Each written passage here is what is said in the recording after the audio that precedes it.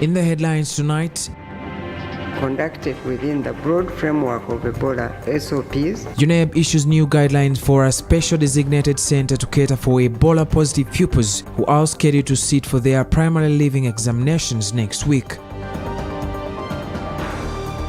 So Uganda has often been a dumping center for most of the poor quality products. MPs on the Trade Committee of Parliament reveal plans to introduce a new bill that will protect consumers from exploitation.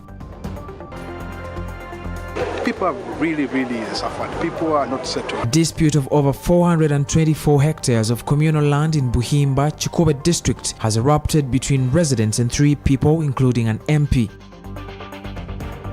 In sports, Uganda's under-20 men's football national team, the Hippos, return in action in their second Group B game in the Sekafa AFCON zonal qualifiers.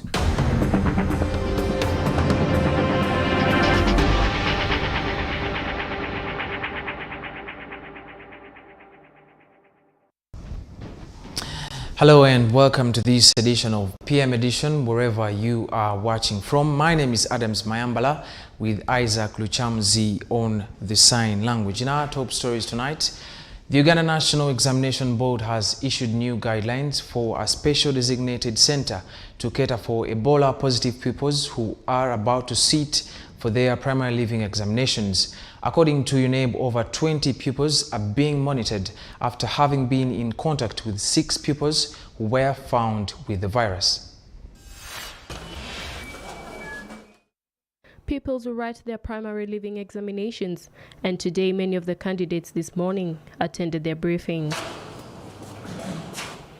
Ahead of the examinations, Uganda National Examination Board, UNEB, has today issued guidelines to the primary 7 pupils who will be sitting their primary leaving examinations.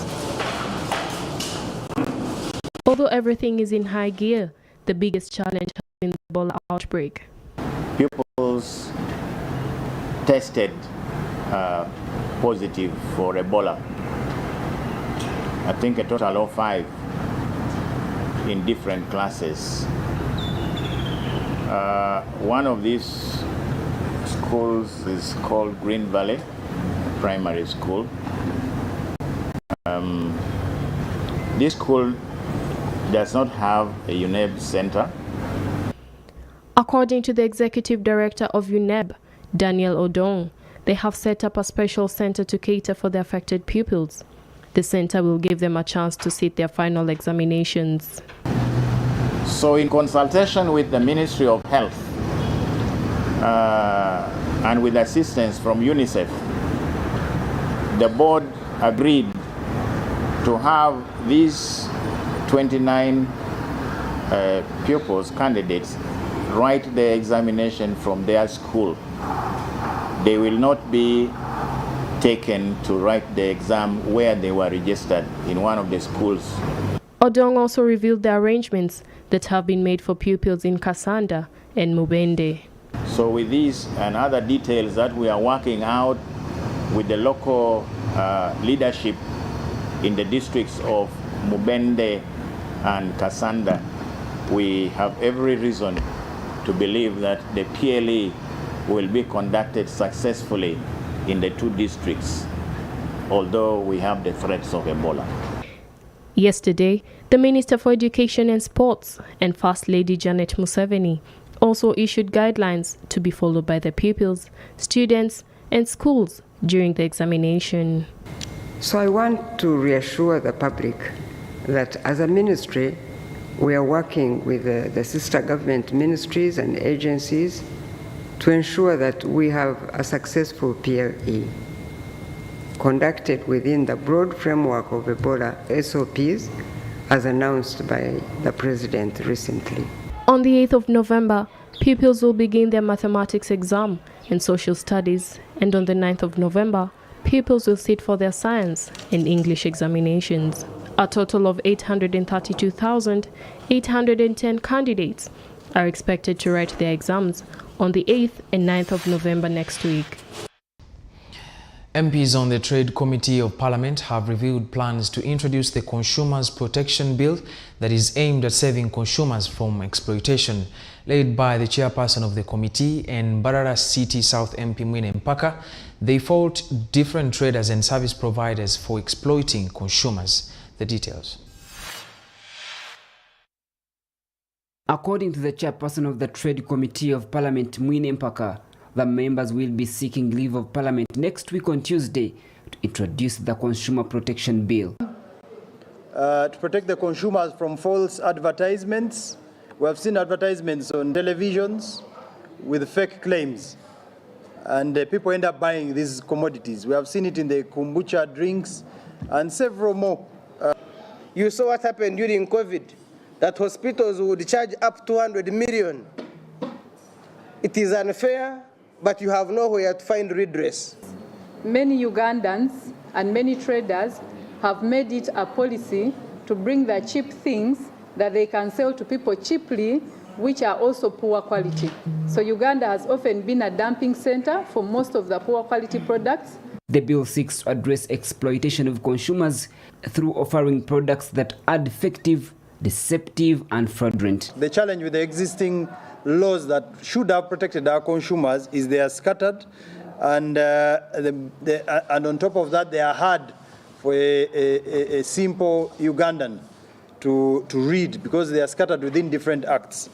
And we are also concerned that most of these scattered laws that would be protecting consumers require a person to have a contract. Yet we are well aware that most of our Ugandans are purchasing goods and services from retail shops. Our other worry is most of these products which are fake are certified. We are trying to promote fair and ethical business practices. We know that we are running a liberalized economy, and most of the business people focus mainly on the profit side without considering other considerations that the business practice should earlier look at. The bill targets sectors like transport, education, and health, among others. These have often been directed to avoid exploitation, only for the directives to fall on deaf ears. So all we are saying now, that we must run away from lamentation, where ministers just give notices, where ministers just give directives, but at the end of the day, what can you do to a head teacher who has increased the fees? What can you do to a bus owner who has increased the fares? We are going to set up a price review board. No one will be able to set up his or her own price without justifying as to why and how he got to that price. This is the only way we can control and regulate the cartel pricing or the predator pricing that is ongoing currently in the economy. A couple of times, government has talked about introduction of the same bill, only in vain. Committee members are hopeful government will give them support in the due course. It is the first time members of a particular committee are moving to have a private members bill. Ramson Mhire, CTV PM Edition.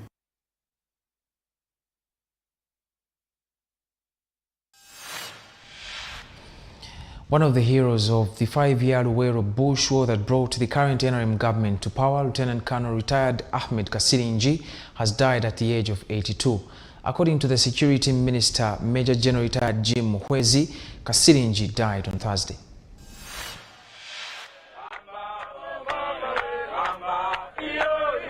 The news of the death of Lieutenant Colonel Ahmed Kasirinji came as a shock to many people who came out on social media to express their condolences. First to announce the death was Bush War colleague and Minister for Security, Major General Jim Muhwezi, who was in his tweet quoted as saying, "I am saddened to announce the passing of Comrade Lieutenant Colonel Ahmed Kasirinji, who was a brave and dedicated soldier."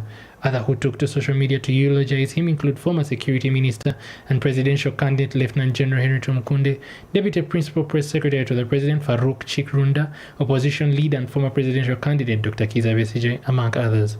According to military and security history in Uganda, Kasirinji, Resistance Officer number 40, was born in Rukunjiri district. Kasirinji completed his A-level at Chigezi College, Butowere in 1967 and traveled to Mbarara, hoping to join the Uganda Prison Service, but destiny dealt him a different hand.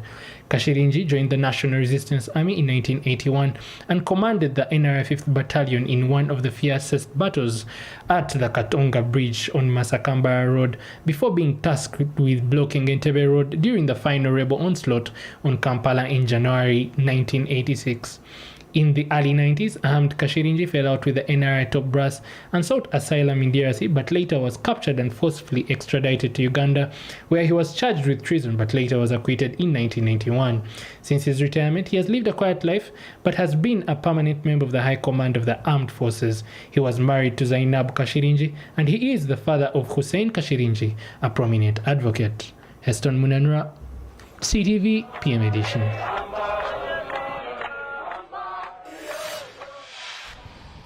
Sad news there. Moving on, Uganda is preparing to attend the COP27 meeting to discuss how climate change is affecting African countries, scheduled to take place in Egypt November 6th to 18th, 2022.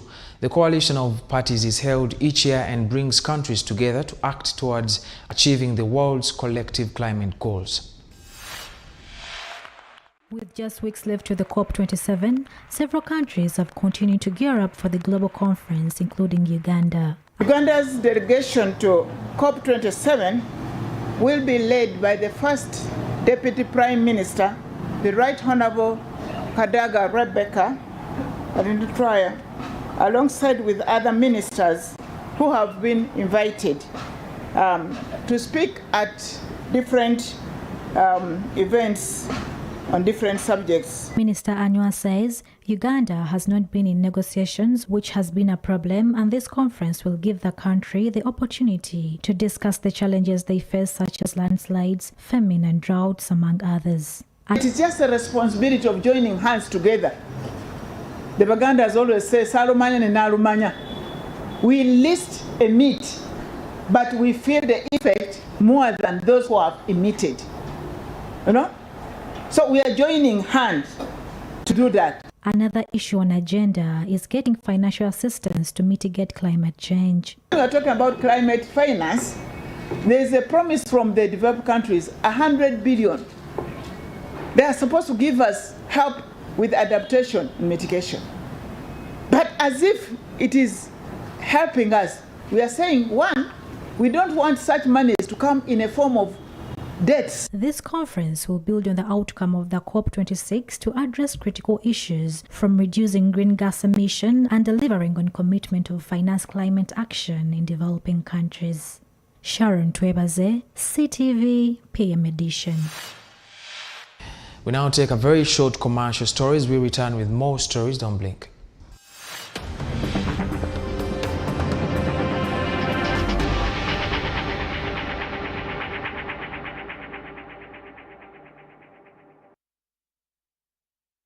Do you love me? Very much. I'll catch you one day. Pants down. I want to spoil you. I want you to eat my money. She believes I'm in love with her guy. Nico? If I had to live everywhere I'm not loved, where would I end up?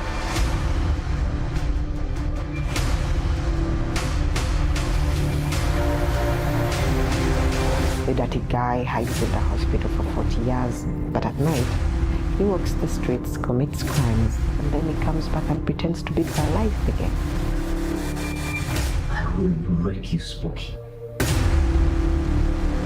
Do not answer any question about Roho kwa Roho.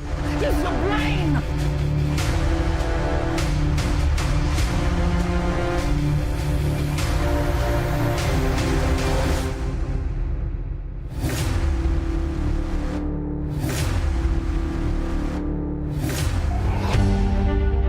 Now showing on CTV. Don't blink.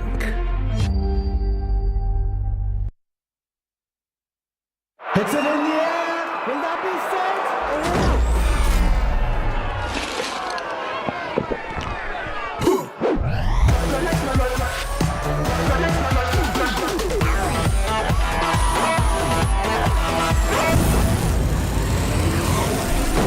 He's done it! What a magnificent performance! Reach Charge your day with Sting. Extreme energy, refreshing taste, available countrywide. Sting, life switched on, from the makers of Pepsi.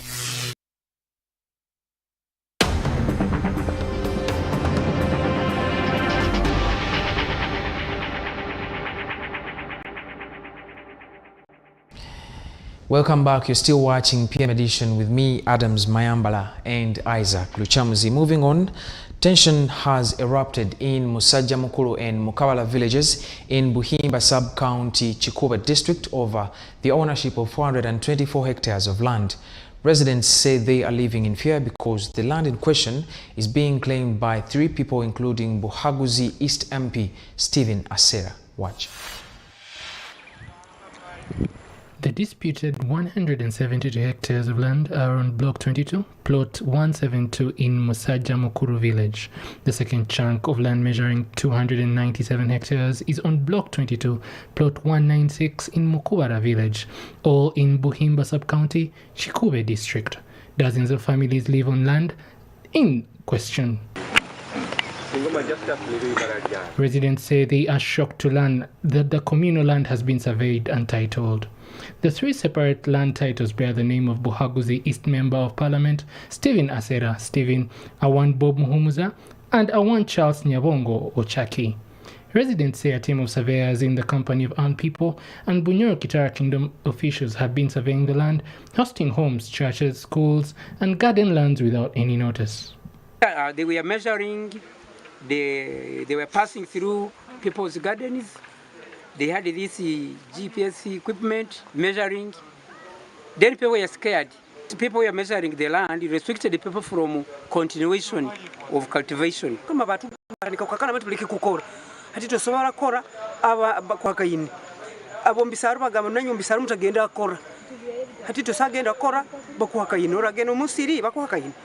Peter Banura, the chairperson Chikube district, says he is angry with people who harass residents by claiming land which belongs to the community. And we handle this thing amicably. People have really suffered. People are not settled. People are not building. People are not even procreating, all in the fear of having no security on their land. These are people here who have spent 20, 30, 50 years here. We have seen an old man who was a 50-year-old son.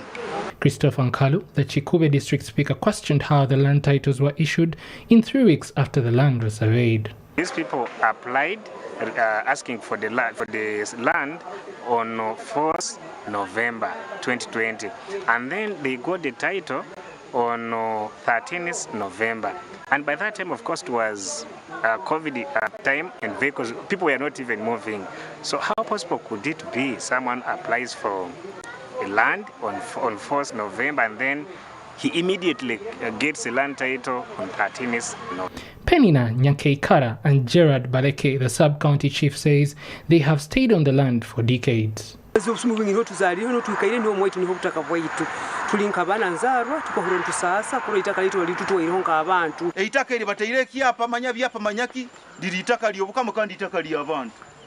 the Buhaguzi East Member of Parliament, Stephen Asera, says there is no cause for panic because he is not planning to evict residents. You shouldn't be scared. No one is going to chase you out of this. I have started the process of cancellation and I'm ready to witness in court. 2, I want to engage the members who are affected within that area. I will work with them and make sure that they get their own original titles. Heston Munanura, CTV, PM Edition. In our regionals and international wrap, the President of the Democratic Republic of Congo, Felix Tshisekedi, has called on the youth in his country to organize themselves into groups of vigilance in the face of the M23 rebellion, and Tigrayan authorities have accused Ethiopia's government on Friday of carrying out a drone strike against civilians. The international news, the German Chancellor Olaf Scholz has urged China to use its influence on Russia to stop the war in Ukraine. During talks with President of China Xi Jinping in Beijing, Scholz said both countries had agreed Russia's nuclear threats were irresponsible and highly dangerous. We now take a very short break and we return with the news from the world of sports.